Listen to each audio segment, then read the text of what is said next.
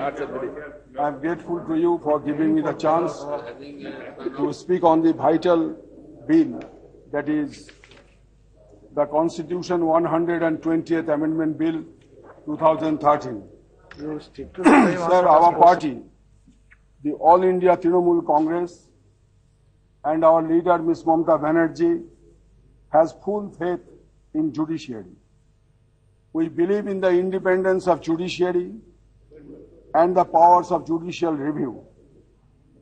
Because we know that the judiciary in our country, by delivering landmark judgments in plethora of cases, right from Keshavananda Bharati case to 2G case, over the decades have reaffirmed justice, social, economic, and political, as enshrined in the preamble to the Constitution of India.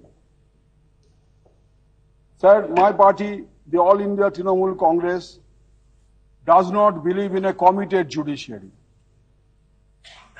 A committed judiciary was advocated by the so-called Young Turks in the era notoriously known as emergency period. And we all know what happened in 1973 when the judiciary was made to measure. 3 of the judges, senior judges, were superseded by puisne judge in the Supreme Court to give shape to the philosophy of committed judiciary. But sir, gone are the days. Things have undergone a sea change since then. But due to abject failure on the part of the executive and the inaction on the part of the legislature, the so-called judicial activism has surfaced, and at times the so-called judicial activism has turned to be judicial excess.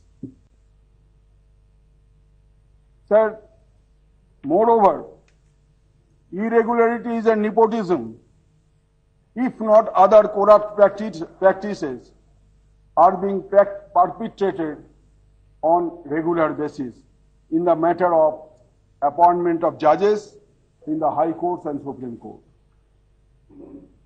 Nowhere in the world, as I know, such a system of collegium exists whereby the judges appoint judges based on pick and choose formula as per their whims and fancies. Majority of the advanced countries, though guaranteed independence of judiciary, the appointment of judges and other service conditions are guided by such mechanism which ensures transparency and accountability. And in India, unfortunately, we are lacking that. Sir, take the example of Switzerland. In Switzerland, all the political parties have a voice in the appointment of judges. We do not want to seek that power for the political parties.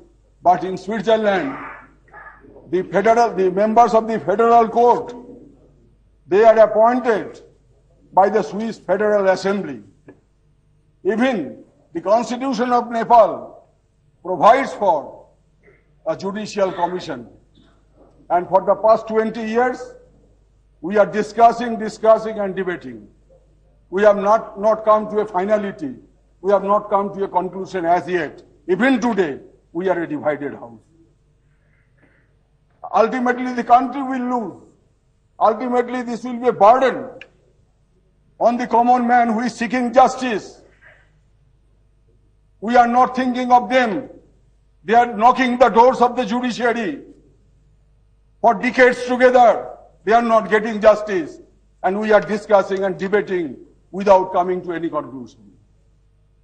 This is why I think that this is the need of the hour, that this constitutional amendment bill should be passed and should be supported by each and one member of this House. Sir, all the times the politicians seem to be the sacrificial goats and others are holy cows.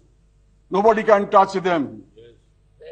We have not forgotten the maxim, which is even today prevalent in England, UK, that king can do no wrong. In India, the judges can do no wrong.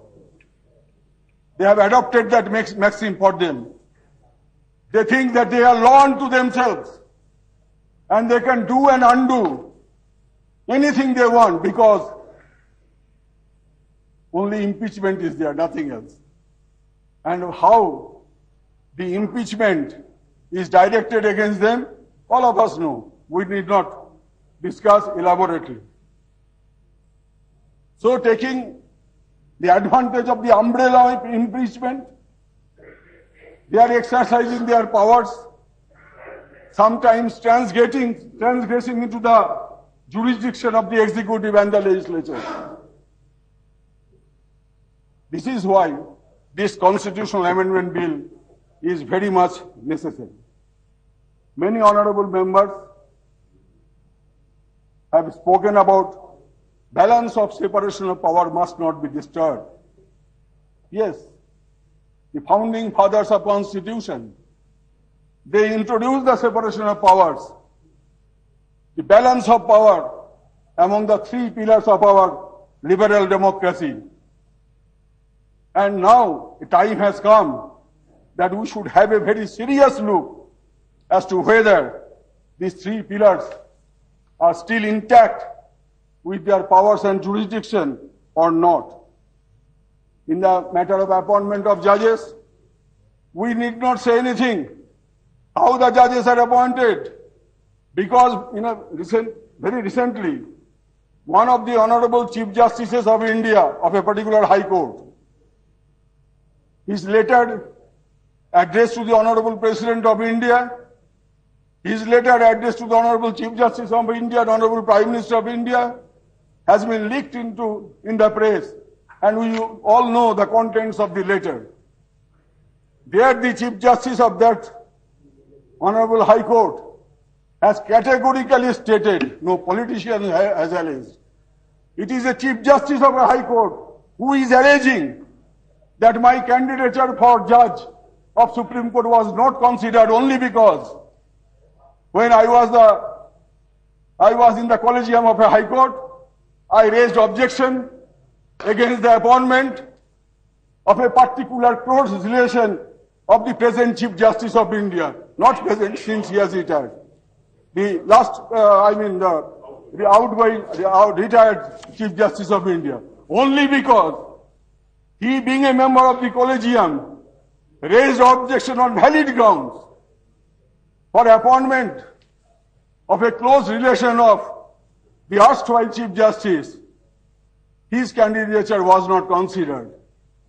Until today, he is moving around without any result, crying in wilderness. This is the situation that our judicial system is having today. Shame on the part of judiciary. It is a shame on the part of our judiciary that these things are being continued. The honorable leader of the opposition has said the Constitution provides for consultation, and he has given a very wider meaning of consultation and has appealed that the dictionary meaning should not be taken care of. I am sorry. With all respect to him, I disagree. I disagree because as I understood, I may be wrong, as I understood, it was my perception. The Supreme Court, okay. Sorry. I stand corrected. Consultation must not be construed as concurrence. Consultation cannot be concurrence. Then the word concurrence would have been there in the Constitution, not consultation. And our forefathers, who drafted the Constitution in the Constitutional Assembly, compared to them, we are pygmies. So they thought everything. They discussed everything in details. And they ultimately attributed the selected words at the right place. Therefore, consultation cannot be construed as concurrence. Sir, The nicety of our liberal democracy is that we are having checks and balances in our system, and taking cue of that procedure of checks, of principle of checks and balances, the Law Commission, while considering the amendment in the present form of the selection of judges, appointment of judges, in its 214th report, submitted in the year 2008, said that the Indian Constitution provides a beautiful system of checks and balances under Articles 142 within bracket 2 and 217 within bracket 1 for the appointment of judges of the Supreme Court and High Court, where both the executive and judiciary have been given a balanced role. Balanced role. Please conclude now. Sir, 1 or 2 minutes more. We have already taken 5 minutes more. Sir, everybody has taken, sir. Yeah, that's why I have given you 5 minutes more. Okay. Thank you, sir. Please. Thank you, sir. This balance has been upset by the second judge's case, and the original balance of power needs to be restored. Original balance of power needs to be restored. And this constitutional amendment bill seeks to restore that balance. The law may be passed restoring the primacy of the Chief Justice of India and the power of the executive to make the appointments. The amended procedure would be based on the principle of accountability and focus on the key factors of transparency, fairness, objectivity, and equal opportunity, unquote. So, to ensure transparency, fairness, objectivity, and equal opportunity, we must need a system which has been proposed in the other bill. We will discuss some other day, as the Honorable Law Minister has stated. Therefore, this is the need of the hour. Sir. Please conclude now. Please. Yes, now I am concluding. Neither the judiciary, nor this legislature, nor the executive enjoys any temporal power. All powers derive from the Constitution. This question was raised again and again. Which one is supreme, Parliament or the judiciary? As a student of political science and law, there is no iota of doubt in my mind that Constitution is the supreme. And both the executive, the judiciary, and the legislature have to abide by the tenets of the Constitution, without which our democracy cannot usher into a new era. What we are living for our next generation? A corrupt judiciary, a corrupt system. Son of a judge will be appointed, daughter of a judge will be appointed, close relations of the judge will be appointed, even the chamber juniors of the judge will be appointed as judges, no matter whether he or she has the quality or not. Therefore, I agree with the leader of the opposition that there should be some eligibility criteria, objective eligibility criteria for appointment of judges. No pick and choose. Therefore, sir, on behalf of my party, I fully support this constitutional amendment.